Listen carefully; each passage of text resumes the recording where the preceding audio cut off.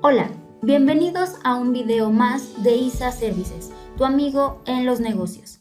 En esta ocasión vamos a estar platicando acerca del régimen simplificado de confianza para personas morales. Te pido que tomes nota y si tienes alguna duda, al final te voy a dejar nuestros datos. Contáctanos y con gusto podremos apoyarte. Vamos a platicar entonces acerca del régimen simplificado de confianza para personas morales, que recordemos que esto comienza a surtir efectos a partir de enero del 2022. Es uno de los tantos cambios que vienen en la agenda económica de 2022. Pero vamos a platicar el por qué surge este cambio, y todo surge tras la crisis sanitaria por la que atraviesa el país.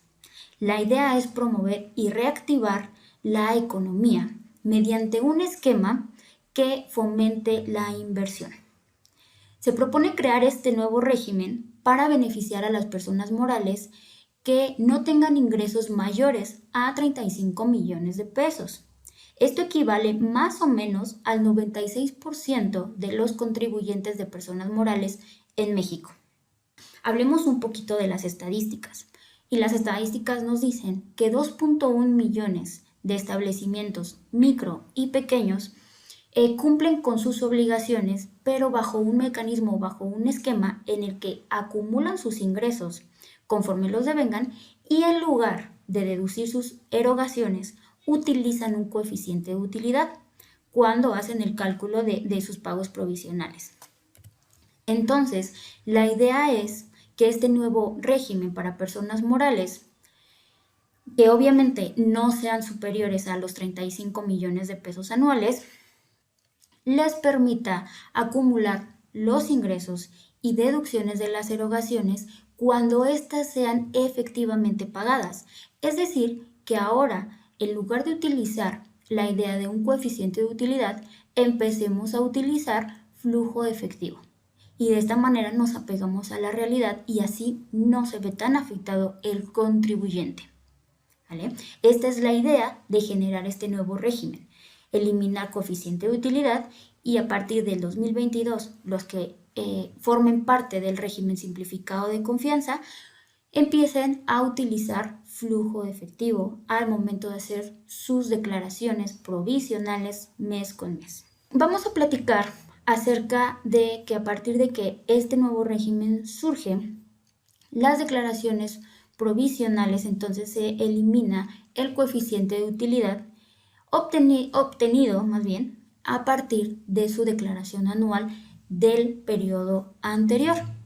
Entonces ahora nos vamos a hacer nuestras declaraciones con base en flujo efectivo y esto va a beneficiar la economía de las micro y pequeñas empresas. También la idea de crear este nuevo régimen simplificado de confianza es, obviamente, como ya lo he mencionado, reactivar la economía y que las empresas tengan mayor posibilidad de incrementar sus niveles de inversión. De esta manera estaríamos impulsando su competitividad y les podríamos facilitar su inserción como proveedores en cadenas productivas.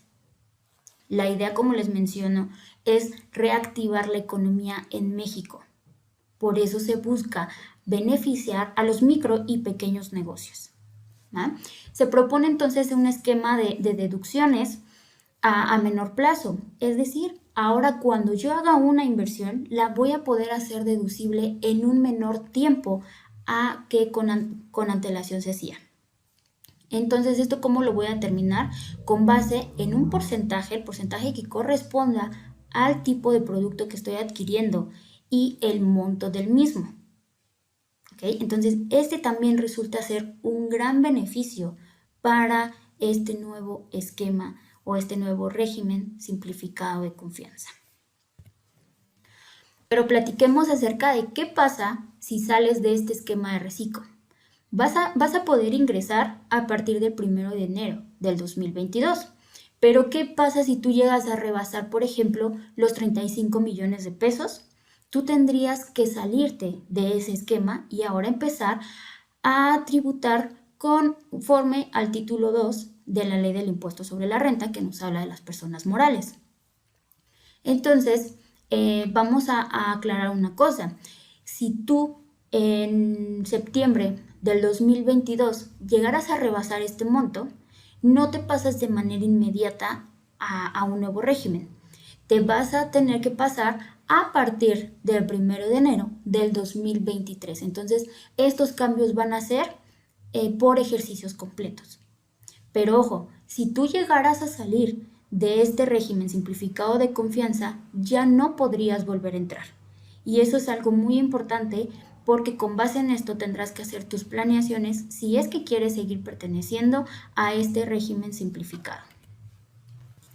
Ahora, vamos a platicar acerca de la derogación de los artículos 196 y 201 de la Ley del Impuesto sobre la Renta, del título 7 del capítulo 8 de la opción de acumulación de ingresos por personas morales.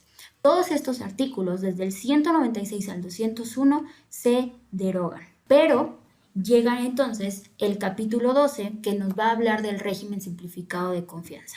Desde el artículo 206 al 215 nos estarán platicando acerca del tratamiento que le vamos a dar a este nuevo régimen. ¿Okay? De entrada, el artículo 206 nos platica que quienes van a poder formar parte de este nuevo régimen y nos dice que las personas morales residentes en México únicamente constituidas por personas físicas. Esto es muy importante, únicamente constituidas por personas físicas. Y que esto no excedan la cantidad de 35 millones de pesos anuales. ¿Okay? Si rebasas esta cantidad, ya no podrás formar parte de este nuevo régimen. Ahora, importante, cuando los ingresos obtenidos por el contribuyente en el periodo transcurrido desde el inicio del ejercicio hasta el mes de que se trate excedan la cantidad señalada en el primer párrafo, el contribuyente dejará de aplicar lo dispuesto en este capítulo y tributará en los términos del título 2 de esta ley, que habla de las personas morales. También el mismo artículo 206 nos platica quienes no podrán tributar conforme a este capítulo. Y estos son los socios o accionistas que también forman parte de alguna sociedad mercantil y que tengan el control de la sociedad o de su administración. Y vamos a entender, este mismo artículo nos explica qué se entiende por control.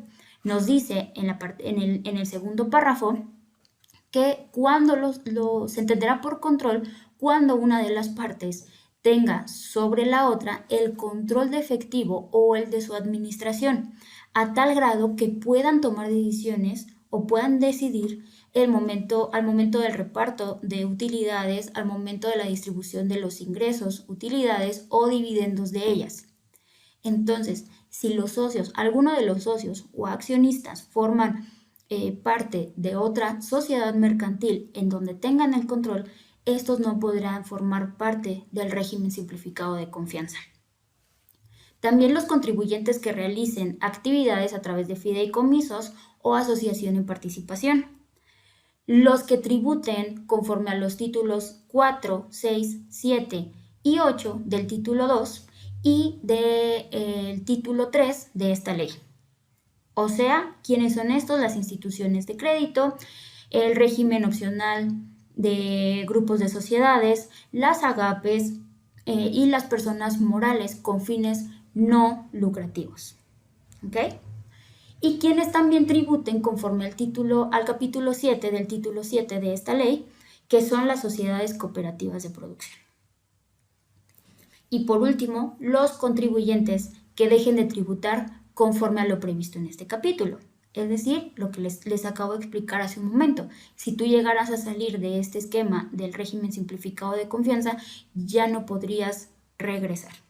En el artículo 7 vamos a hablar de los ingresos que se van a considerar acumulables al momento en que sean efectivamente percibidos. ¿Ok? Recordemos que estamos hablando de flujo efectivo. Si yo percibo en ese momento un ingreso, será considerado. Y si yo hago algún pago vamos a poder hacerlo deducible en el momento en el que sea realizado. Entonces, los ingresos se consideran efectivamente percibidos cuando se reciban en efectivo, o en bienes o en servicios, aun cuando aquellos correspondan a anticipos, a depósitos o a cualquier otro concepto sin importar el nombre que le demos, ¿ok? Igualmente se va a considerar percibido el ingreso cuando el contribuyente reciba títulos de crédito emitidos por personas distintas de quien efectuó el pago. Y tratándose de cheques, estos se van a considerar una vez que estos hayan sido efectivamente cobrados. ¿Ok?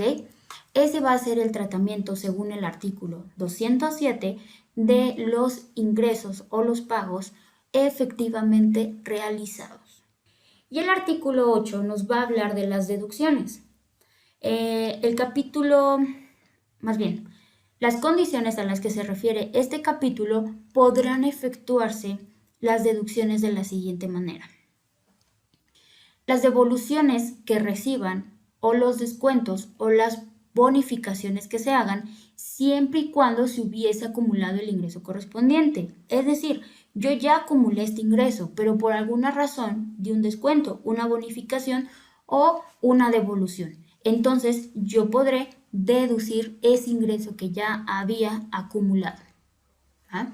También las adquisiciones de mercancías, así como de materia prima, los gastos netos, las inversiones, los intereses pagados derivados de mi actividad, las cuotas obrero patronal entregados al Instituto Mexicano del Seguro Social, las aportaciones efectuadas por concepto de fondos de pensiones o jubilaciones del personal.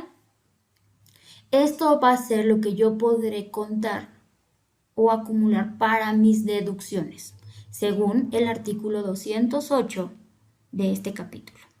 El artículo 209, nos habla de las inversiones.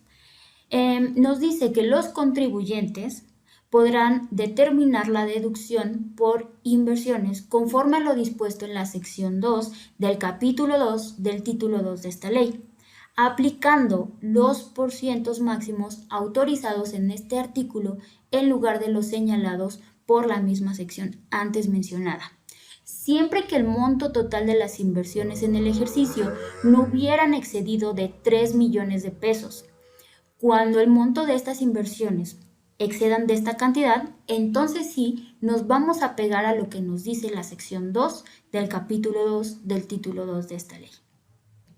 ¿Qué quiere decir? Yo me voy a pegar a este capítulo, pero voy a tomar en consideración los porcientos que me marca el artículo 209 de las inversiones.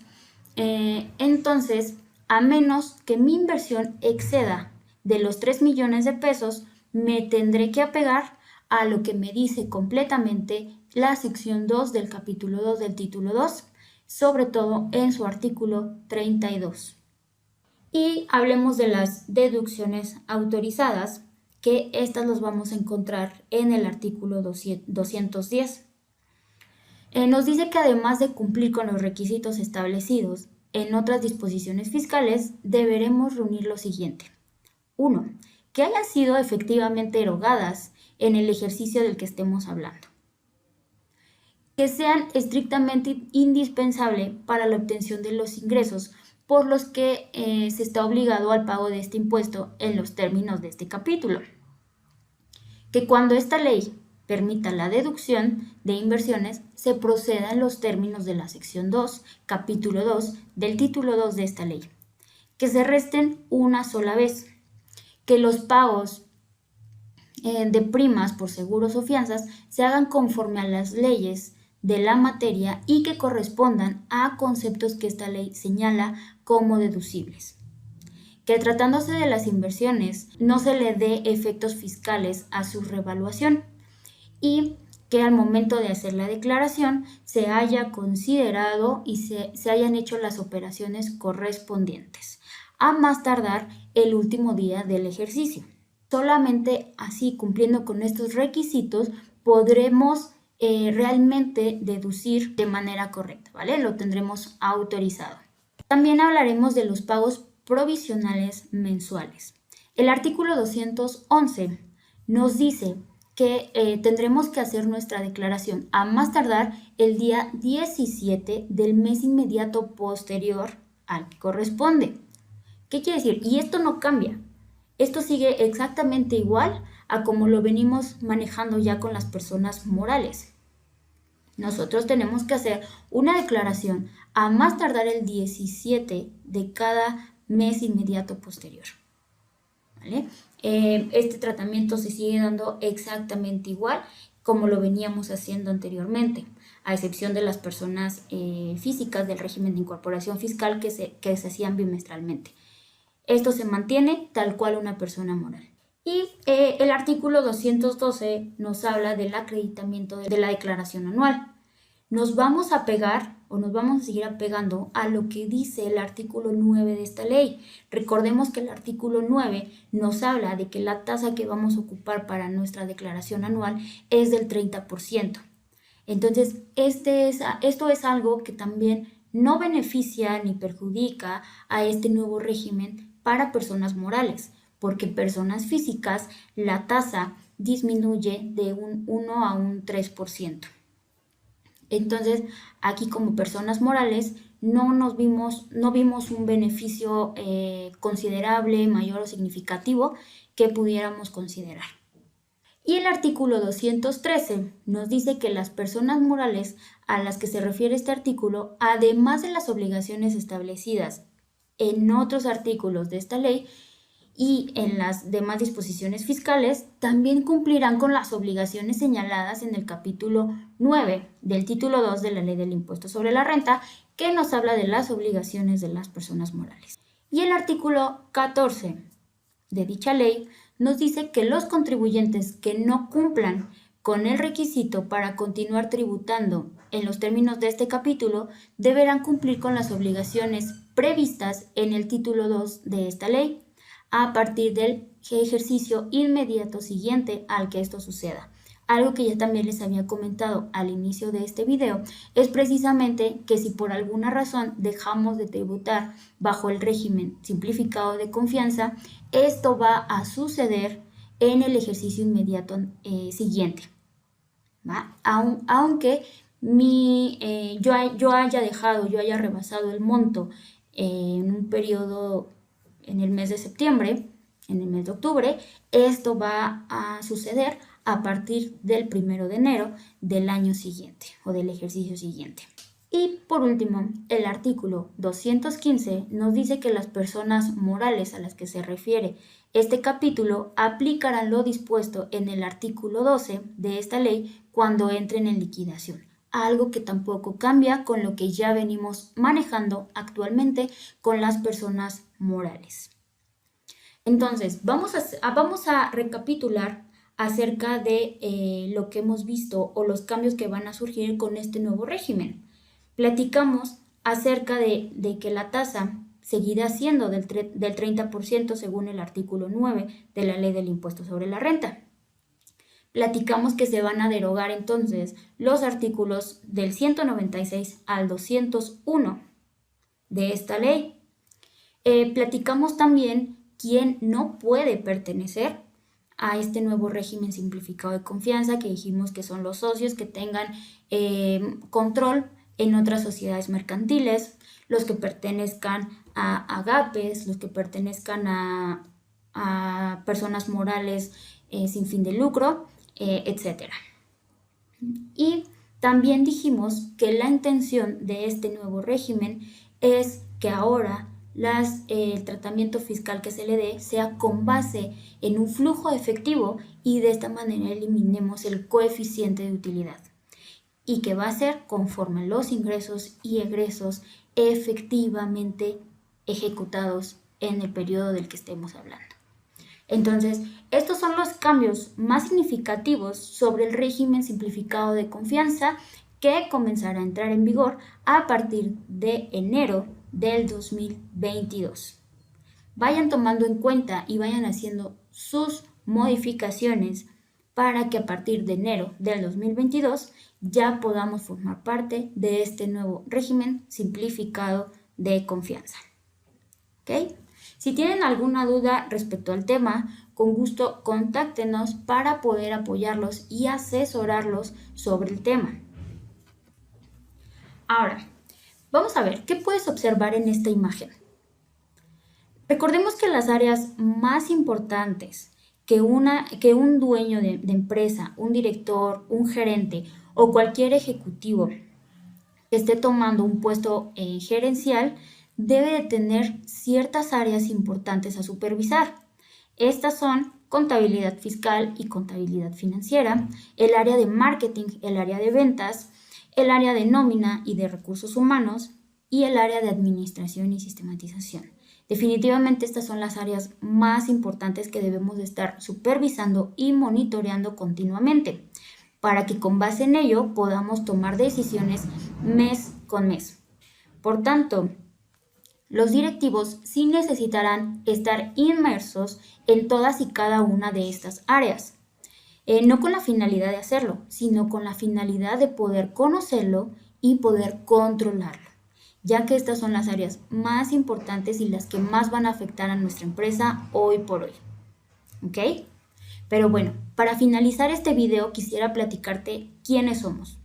ISA Services es una firma contable, la cual se dedica día a día a hacer contabilidades de diferentes empresas y que al igual que tú, conocemos los retos y cambios que la contabilidad nos ofrece a la hora de querer calcular los impuestos, hacer nóminas, implementar un catálogo de cuentas, hacer pólizas contables o al querer hacer el cuadre de resultados de la contabilidad financiera con los bancos, al momento de querer hacer una conciliación con los FDIs, etc.